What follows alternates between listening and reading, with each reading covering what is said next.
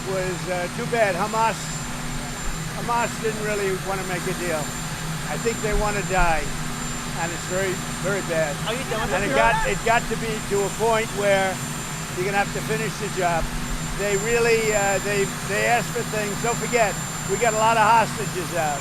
So now we're down to the final hostages, and they know what happens after you get the final hostages. And basically, because of that, they really didn't want to make a deal. I saw that. So they pulled out, and they're going to have to fight, and they're going to have to clean it up. You're going to have to get rid of it. When you get it down to a certain number, you're not going to be able to make a deal with Hamas. Because once they give them up, then they feel that that's going to be the end of them.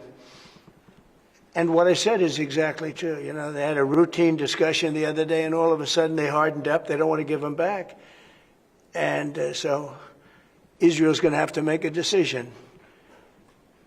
I know what I do, but I don't think it's appropriate that I say, but Israel's going to have to make a decision. I asked my people, I said, how are we doing with Cambodia and how are we doing with Thailand?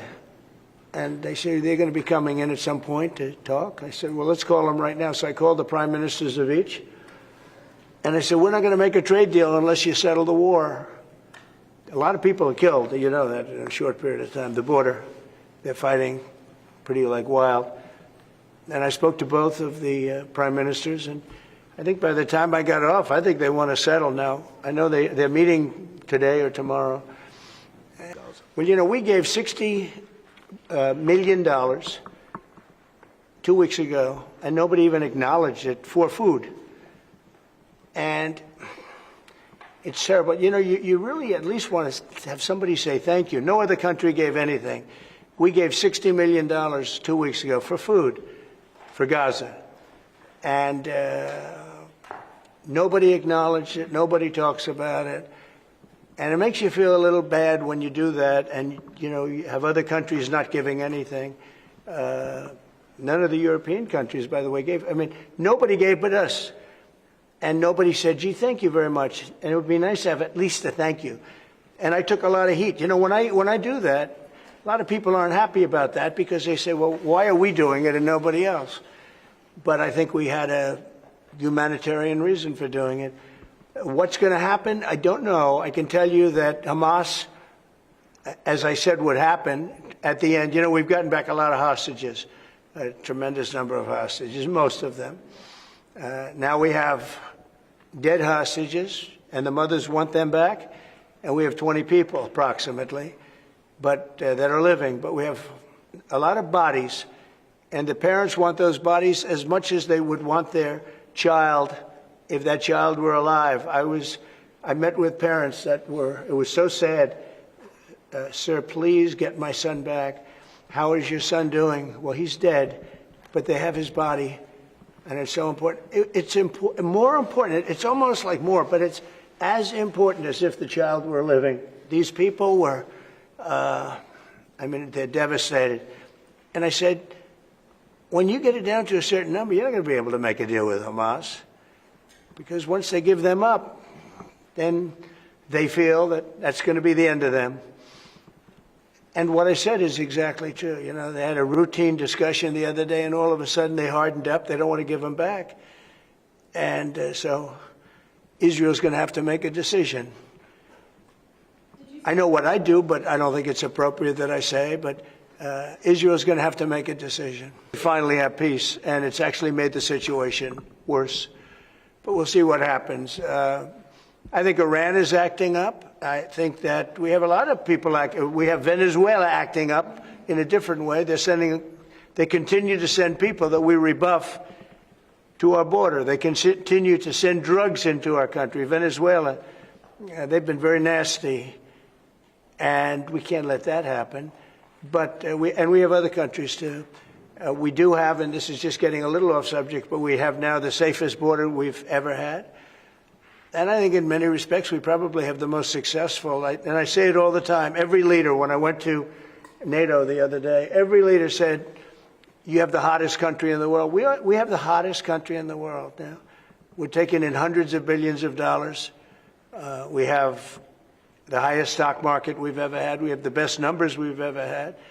but we have hundreds of billions of dollars pouring into our country, and I think it's the hottest. And by the way, 1 year ago, our country was dead. We had a dead country because of an incompetent president and incompetent Democrats. All they know how to do is talk and think about conspiracy theories and nonsense. If they'd waste their time talking about America being great again, it would be so much nicer, so much easier, be very successful. But we were a dead country, and now we have the hottest country anywhere in the world. Yeah. Also in Gaza, sir, did you speak with Prime Minister Netanyahu this weekend about getting more aid into Gaza? I talked to him, yeah, I did. I talked to him about a lot of things. I talked to him about Iran. I think Iran's been very nasty with their words, with their mouth. I think they've been very nasty. They got the hell knocked out of them, and I don't think they know it. I actually don't think they know it. They really do. The whole thing's a con job. We have a lot of con jobs going on. But Iran was beaten up very badly, for good reason. We cannot have them have a nuclear weapon. But they still talk about enrichment. I mean, who would do that? You just come out of something that's so bad, and they talk about, we want to continue enrichment. Who would say that? How stupid can you be to say that? So we're not going to allow that to happen. We're not allowing that to happen. Did you talk about more aid into Gaza? Will I do more aid? Yeah. The U.S. is going to do more aid for Gaza, but we'd like to have other countries participate. We're going to mention that to the European Union today. That's an international problem. It's not a U.S. problem. It's an international problem. And we're giving a lot of money and a lot of food and a lot of everything. If we weren't there, I think people would have starved, frankly. They would have starved. And it's not like they're eating well. But a lot of that food is getting stolen by Hamas. They're stealing the food. They're stealing a lot of things. You ship it in and they steal it. Then they sell it. Cambodia and Thailand. You spoke to leaders of both countries. I did. Are they doing enough to stop the fight? I hope so. You're talking about Cambodia and Thailand? Yeah. So I had an interesting time. We're dealing with Thailand, and we do a lot of trade with Thailand and with Cambodia.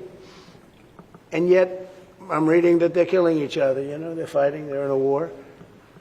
And I say, this should be an easy one for me because I've settled with India and Pakistan, and Serbia and Kosovo was going at it, but they have for a long time, in all fairness. You know about that. And others, the Congo, and what's gone on there. That's been a horrible thing with Rwanda. That's been a horrible thing. 31 years, 7 million, 8 million people killed. Machetes all over the place. It's a terrible thing. We got that one solved. We did 5 of them. And I was saying, we have a trade deal. We were working on another. We finalized another trade deal yesterday. And I asked my people, I said, how are we doing with Cambodia and how are we doing with Thailand? And they said they're going to be coming in at some point to talk. I said, well, let's call them right now. So I called the prime ministers of each. And I said, we're not going to make a trade deal unless you settle the war. A lot of people are killed, that in a short period of time. The border, they're fighting pretty like wild. And I spoke to both of the prime ministers, and I think by the time I got off, I think they want to settle now. I know they're meeting today or tomorrow, and we're going to work with them. Marco Rubio's working with them also, his people, and him. I think we're going to get that. That would be a great thing, but that would have turned out to be a bad one.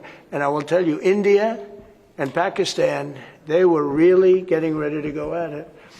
So getting those things settled, if I can do it, and if I can use trade to do that, it's my honor. But I had great talks with 2 very good people that they both really would like to make a deal. So we'll see what happens.